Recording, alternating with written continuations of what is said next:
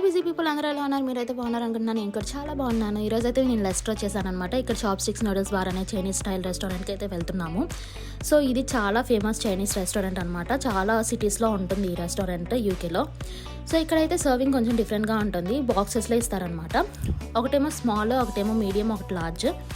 Small వచ్చేసి 1 topping తెస్తారు, medium వచ్చేసి 2 టాపింగ్స్ తెస్తారు, అండ్ లార్జ్ వచ్చేసి 3 టాపింగ్స్ తెస్తారు. అండ్ బేస్ వచ్చేసి రైస్ కానీ నూడిల్స్ కానీ ఇస్తారు.